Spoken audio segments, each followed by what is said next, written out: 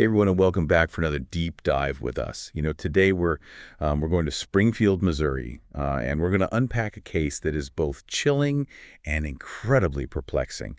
It's the disappearance of Sherrill Levitt, her daughter Suzie Streeter, and Suzie's friend Stacy McCall. It was June 7th, 1992, a day that started ordinarily enough, but ended with three women seemingly vanishing into thin air. Please like, subscribe, and comment. It really helps the channel. Yeah, and what's so fascinating and frankly disturbing about this case is the sheer lack of answers despite years of investigation and a mountain of theories. It's like staring at a jigsaw puzzle with half the pieces missing. Exactly. And the pieces we do have just raise more questions. We have their cars parked outside the house, purses and belongings untouched inside, the TV left on. It's as if their lives were just abruptly put on pause. And that's where we have to start thinking like investigators. This lack of evidence at the crime scene is actually as statistically unusual in stranger abductions. It suggests either a highly organized perpetrator who knew exactly how to avoid leaving traces, or a scenario where the victims knew their abductor and didn't put up a fight. Okay, so let's rewind and try to reconstruct the events leading up to their disappearance. It was graduation night for Suzie and Stacy, June 6th, 1992.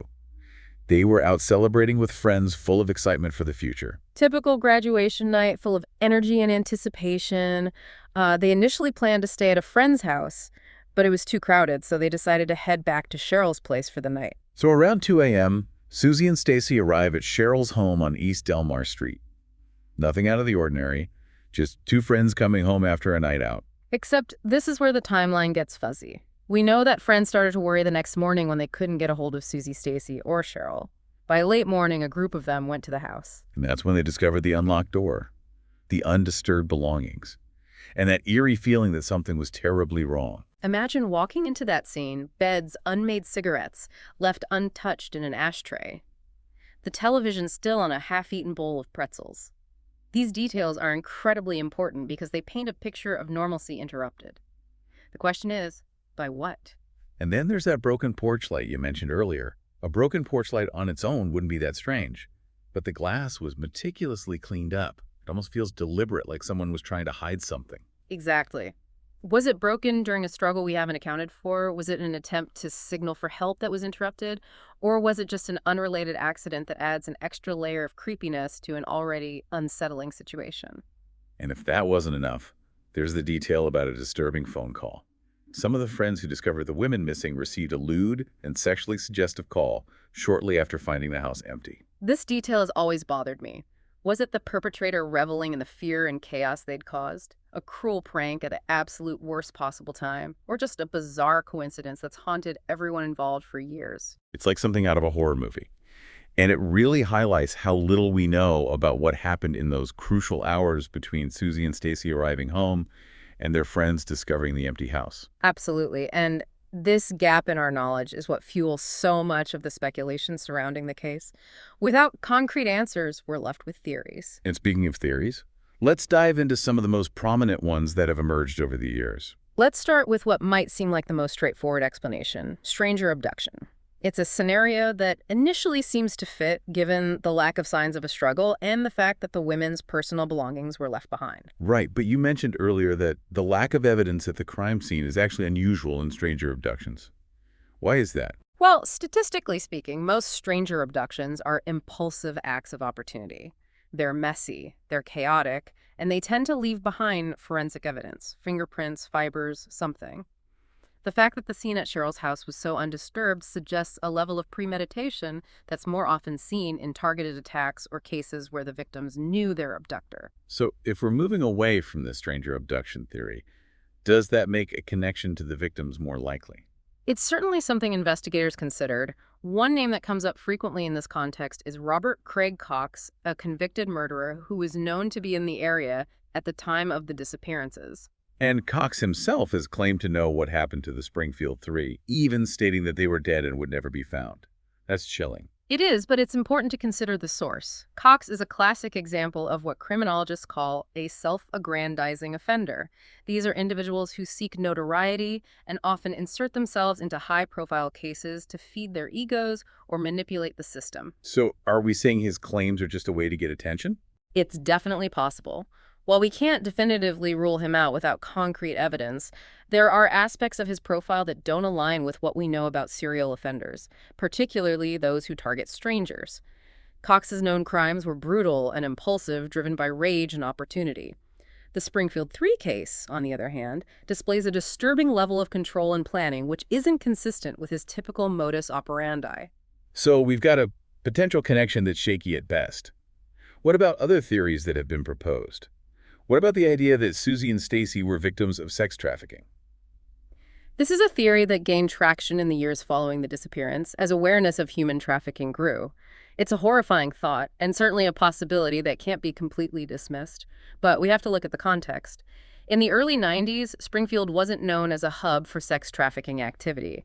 There was no evidence to suggest organized rings operating in the area at the time. So while it's a possibility, it doesn't seem to fit the known facts of the case as well as some other theories.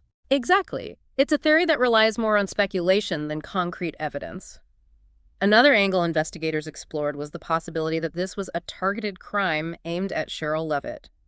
That's interesting. Why would someone target Sherrill specifically? Some speculate that her past, particularly her relationship with her ex-husband, might have made her a target. The theory goes that Suzie and Stacy were tragically caught in the crosshairs of something that was intended for Sherrill. So we're talking about a potential revenge plot or something along those lines. It's a possibility, but again, investigators couldn't find any direct evidence to support it. They looked into her ex-husband, any potential enemies she might have had, any financial or personal disputes. They came up empty. It's almost as if every path we go down leads to a dead end. Are there any other details or leads that might help us narrow down the possibilities? There are a few more pieces to this puzzle that are worth examining, each with its own set of questions and potential implications. One that always comes up is the mysterious green Dodge van. Oh, right, the van. I remember reading about that. What's the story there? A witness reported seeing a green Dodge van parked near Sherrill's home in the early morning hours after Suzie and Stacy arrived. The witness couldn't provide a detailed description of the driver or the license plate, but the detail stuck in people's minds. I can see why. It feels significant, like a clue that might lead us somewhere. The problem is, despite extensive searches and public appeals, the van was never located. Was it involved in the disappearance? Was it simply a coincidence, someone visiting a neighbor or just passing through? We simply don't know. And that's the frustrating thing about this case. Even seemingly small details become major points of speculation when there's so little to go on. It sounds like investigators were chasing shadows for a long time. They were, and then there was the theory about the bodies being buried under a hospital parking lot. That one really captured the public's imagination. I remember that. What happened there?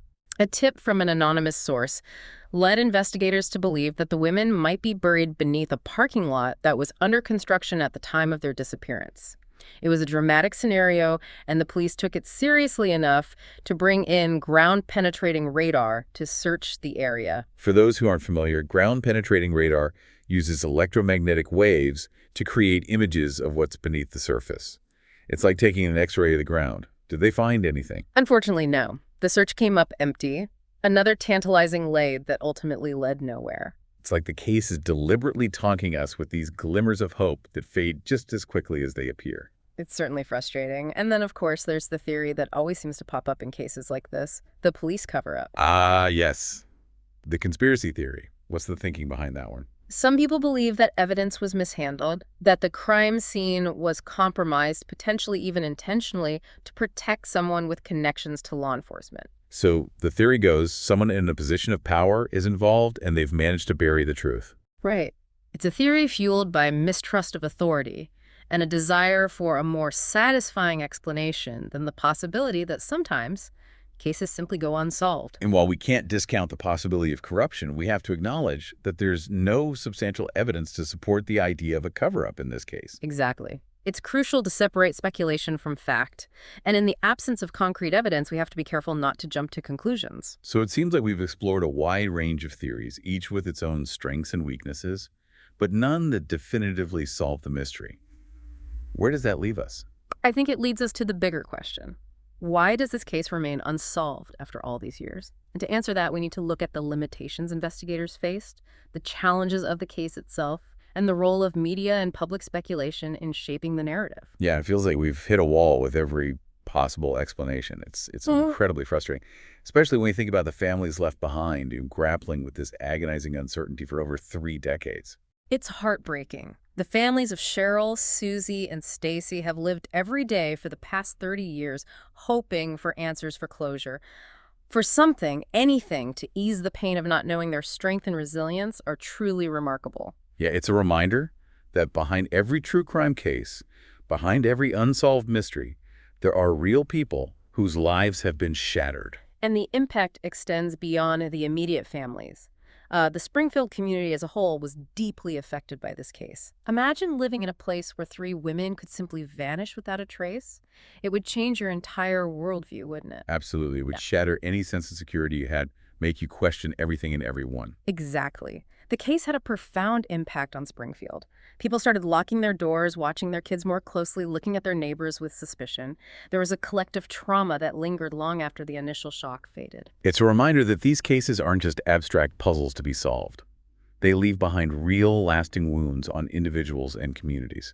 And they also capture the public imagination, becoming part of the cultural landscape.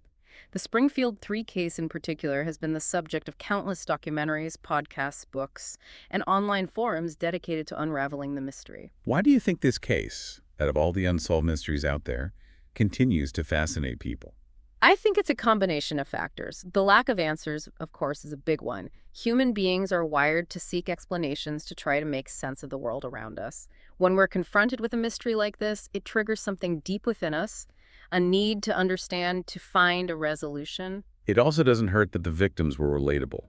2 young women on the cusp of adulthood, a mother with her whole life ahead of her. Their stories resonate with us because we can see ourselves or our loved ones in their shoes. Absolutely. And then there are the strange details. The broken porch light, the disturbing phone call, the green Dodge van that was never found. These elements add an extra layer of intrigue, fuel the imagination, and keep people coming back to the case hoping for a breakthrough. It feels like a perfect storm of factors that have kept this case alive in the public consciousness for over 3 decades. It is. And while it's frustrating that we still don't have definitive answers, I do think there's a glimmer of hope on the horizon. What makes you say that? Advances in forensic technology, particularly in the areas of DNA analysis and digital forensics, have the potential to revolutionize cold case investigations. Imagine if new evidence were to surface.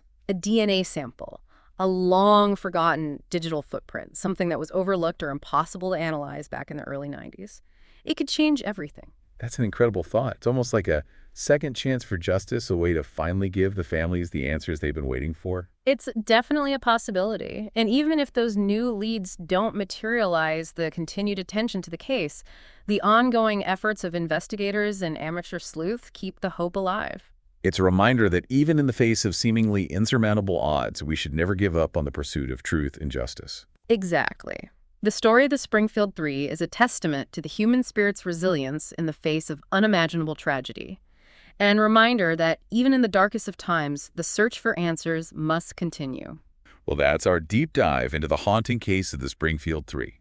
We've explored the facts, the theories, the impact, and the enduring mystery that continues to captivate us all these years later.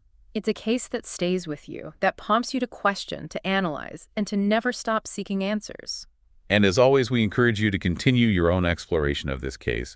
There are countless resources available, online books, documentaries, all offering different perspectives and insights. And who knows, maybe one of you listening out there might be the one to finally uncover the missing piece of this puzzle. It's a case that deserves our attention, our empathy, and our continued efforts to find the truth. Thank you for joining us on this journey into one of America's most enduring mysteries. Please like, subscribe, and comment. It really helps the channel. Until next time, keep diving deep.